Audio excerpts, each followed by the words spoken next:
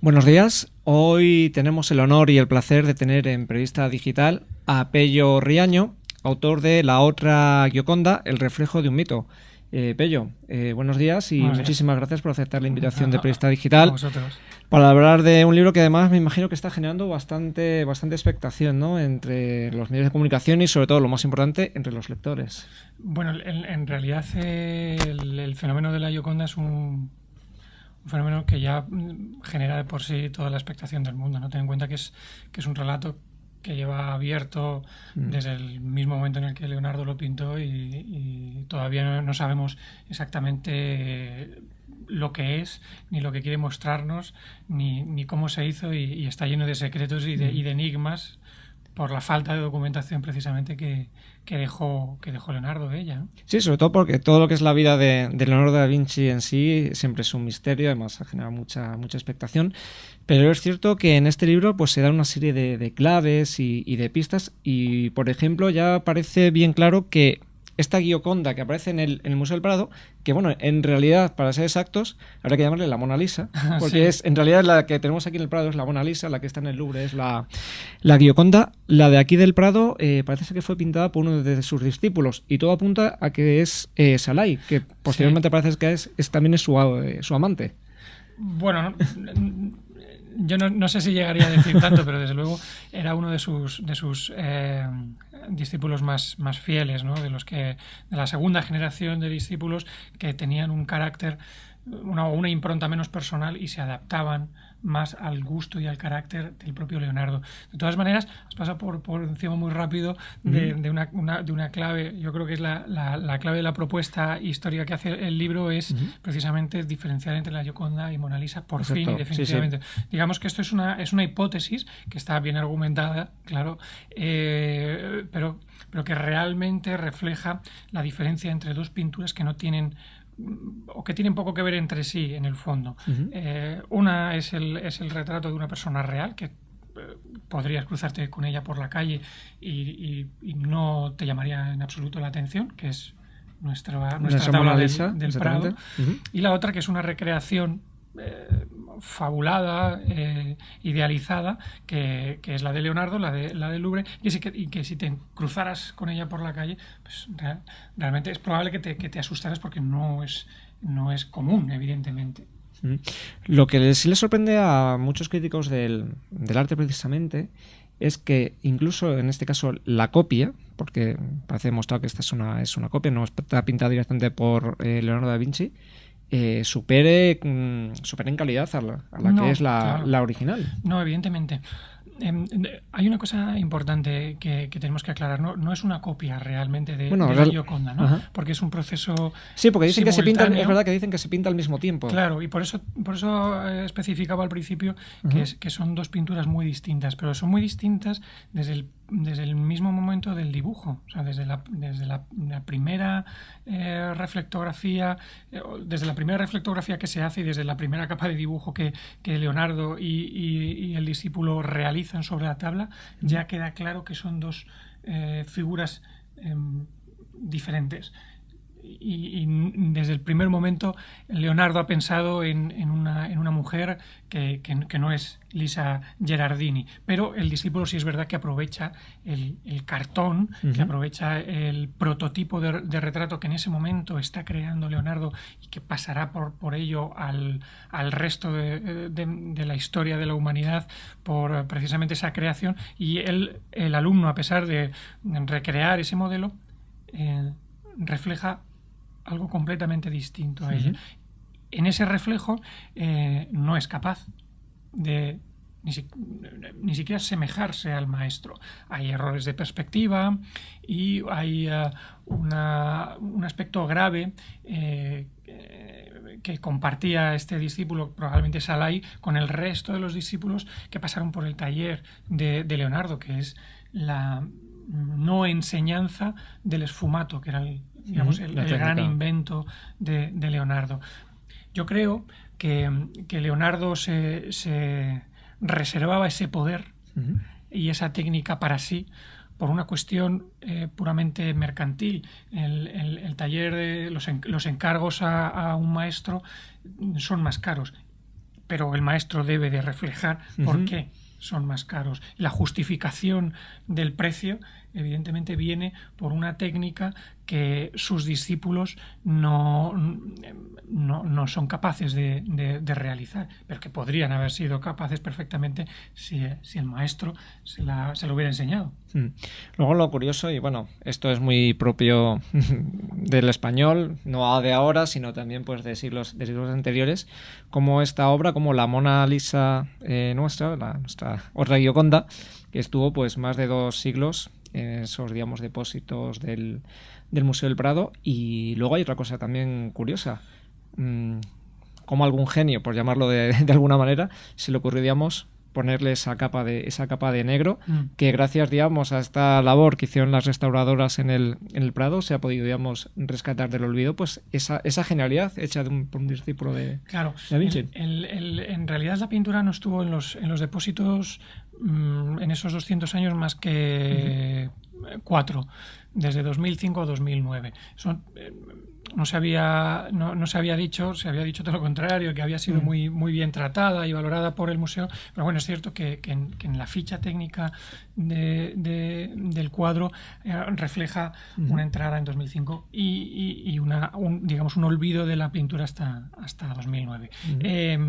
Yo creo que en realidad este descubrimiento viene a demostrar que el Museo del Prado es un museo que necesita recursos para seguir investigando, que necesita que sus especialistas puedan trabajar sin ninguna presión sobre su especialidad. El caso precisamente de Ana González Mozo, que es la técnico que descubrió los primeros rastros de corrección en el dibujo de la Gioconda del Prado, de la Mona Lisa, fue un acto de suma responsabilidad, de suma atención. Ella es funcionaria del Estado. Entonces, tenemos que tener muy claro qué cuestiones hay que defender en este país. Y una de ellas es, básicamente, es el patrimonio.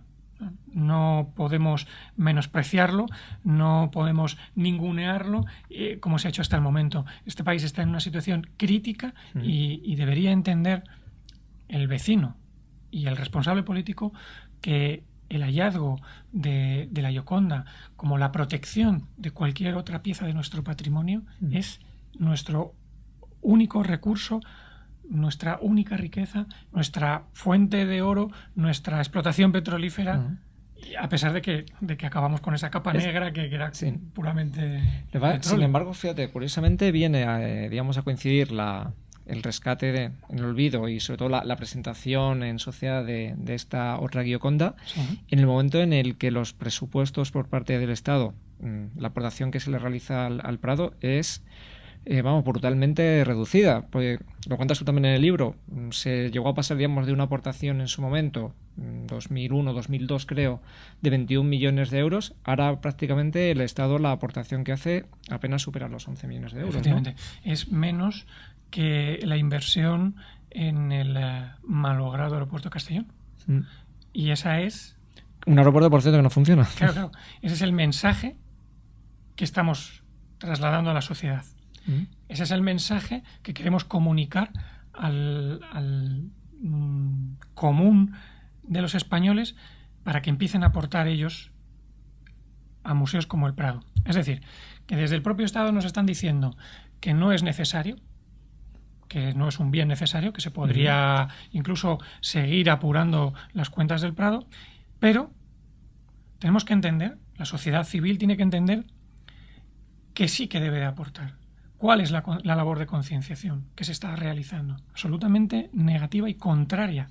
Los efectos que van a conseguir es el menosprecio y el menoscabo y la infravaloración todavía más de este museo, al que se le premia, después de todos los esfuerzos de investigación e incluso de reparación de convenio colectivo para abrir todos los días del año y de esa manera aumentar la fuente de ingresos propio.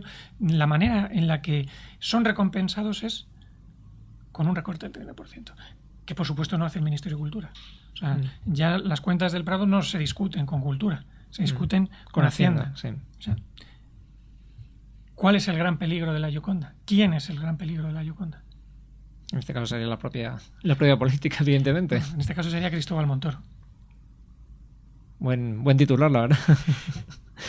Aparte, digamos, de este recorte, también ponías el ejemplo que podemos llegar, digamos, a esta situación en la que, bueno, como no hay instituciones que se preocupen digamos, del arte, de velar por el arte, parece que el arte se cuida por sí mismo, pues puede llegar a darse el caso como lo que pasó con la señora esta de Borja, con el Ecce Homo. Sí. Que al final pues nada, sería el propio pueblo que dice, bueno, pues lo restauro como Dios me da a entender, ¿no? Y cargarnos pues algo que estaba ahí, que tenía un valor, pero que como no le habíamos hecho caso. Efectivamente, el voluntarismo nunca puede ser un motivo de crítica contra nadie. No es más que un síntoma de cómo está padeciendo nuestro patrimonio cultural, nuestra herencia, ¿no? Y el menosprecio que se está teniendo sobre él. Que una persona sin conocimientos intervenga en una pintura mural o en un retablo o sea donde sea, que alguien se preocupe de apagar el incendio que va a quemar su casa, pues es la muestra de que estamos destinados a un final terrible, muy oscuro, si no hacemos nada.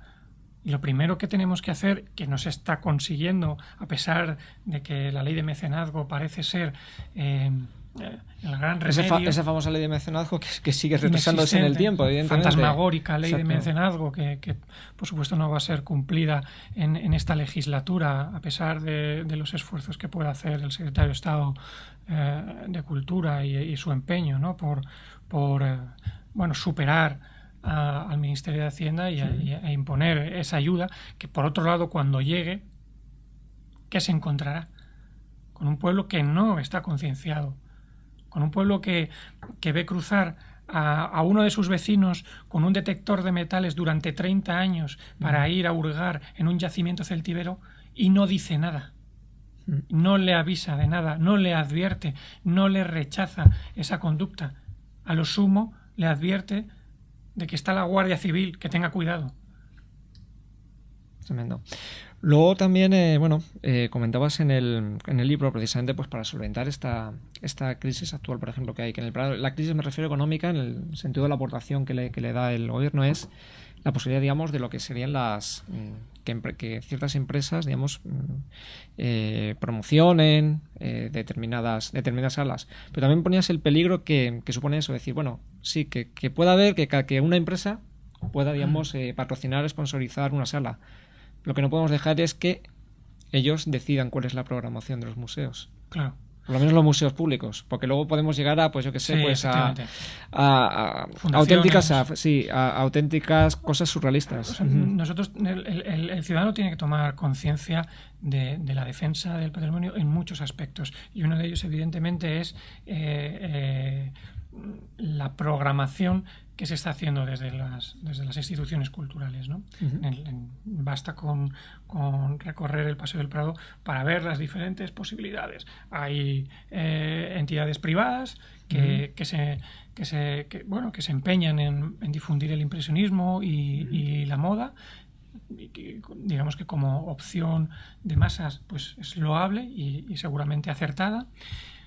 Y luego tenemos instituciones como el Prado, que en estos momentos, desde hace unos meses o un año, han vuelto a una línea que tenía olvidada el museo, que es la de la investigación de la colección propia, porque a pesar de lo que creamos, y la Gioconda es un caso de ello, o sea, es un ejemplo de ello, como tantos otros descubrimientos que se están haciendo en estos días y se seguirán haciendo, ¿no? Gracias a esa labor de investigación, ha vuelto otra vez a revisarse, porque realmente es un museo que no se ha conocido a sí mismo, no se ha preguntado por quién es, cuál es su identidad. En estos momentos Miguel Falomir, el responsable de pintura italiana del Renacimiento, está desarrollando el catálogo de Tiziano. Ahora, 2013, el Museo del Prado, que es el referente de este pintor en el mundo. Quiero decir que evidentemente hay baluartes, como puede ser el Reina Sofía y el Museo del Prado, que van a resistir a las pequeñas dictaduras o a las dictaduras. No menospreciemos la potencia de una dictadura en su escala. No están siendo sometidos a esas dictaduras que son las de los visitantes, es decir, cuanto más entrada mejor, y para conseguirlo haré lo que haga falta, convertiré este museo en lo que necesiten, perderé la orientación por completo del conocimiento, de la sabiduría, de la investigación, si es necesario, mentiré. En este momento en el Museo del Prado puedes encontrar una exposición que miente al público con tal de recaudar sus 10 euros de entrada. Pero bueno, y además lo terrible es que es un museo público. En ese sentido, el ciudadano tiene que tomar conciencia de cuál es su papel, de cómo le deben respetar las instituciones que él está sufragando, qué es lo que debe exigir a esas instituciones para que esas instituciones estén legitimadas por su pueblo y puedan colocar, no las instituciones, pero pueda haber en la mesa de todos los viernes de nuestros ministros una petición a favor de la conservación y la preservación del patrimonio. Y esto tiene que ser una función de divulgación que emprendan los historiadores, que emprendamos los periodistas y que aportemos cada uno nuestro grano para que esto sea una adenda a la Constitución. Al menos mal que todavía en el Prado no se hacen cosas como las que se han hecho en el Museo de los Thyssen, donde en una de las exposiciones en la tienda se llegaron a vender hasta preservativos con digamos lo que sería el dibujo de uno de los cuadros, ¿no? Potenciando la sexualidad. Sí, bueno, es lo que comentaba antes, ¿no? De la venta por la venta. Sí. Bueno, en eso es verdad que el Prado es y el Reina Sofía son un paradigma del rigor. O sea, el rigor se demuestra en las pequeñas cosas. Sí. Desde luego, en el merchandising que hubo de la Gioconda y que hay en estos momentos de la Gioconda, se demuestra que el Prado no es muy partidario de explotar el fenómeno marketing de la pintura. Como decías, esas cosas, digamos, extravagantes, ¿no? De llegar a decir, pero ¿cómo voy a coger y voy a pagar un cigarrillo en el retrato, en la cara de...? Sí. Desde luego que me imaginaba en el libro que hubiera hecho el Museo Van Gogh de Ámsterdam con un descubrimiento de este calibre, ¿no? que probablemente sea el gran descubrimiento de la historia del arte en el último siglo. En el Museo de Van Gogh de Ámsterdam, lo de la oreja, puedes comprarte una oreja en forma de oreja, una cosa, y además a tamaño real y todo. Claro. Pues no sé, si nos ponemos a imaginar, podríamos pensar incluso en no sé, una funda para casco de moto con una pintura Mondrian. Bueno, no, esto no, que ya se vende. Pues sí, seguramente.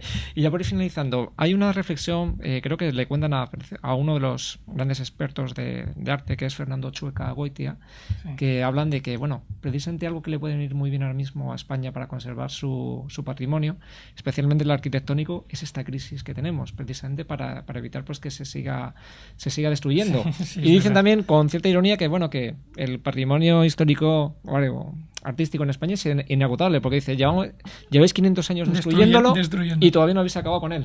Completamente, es así.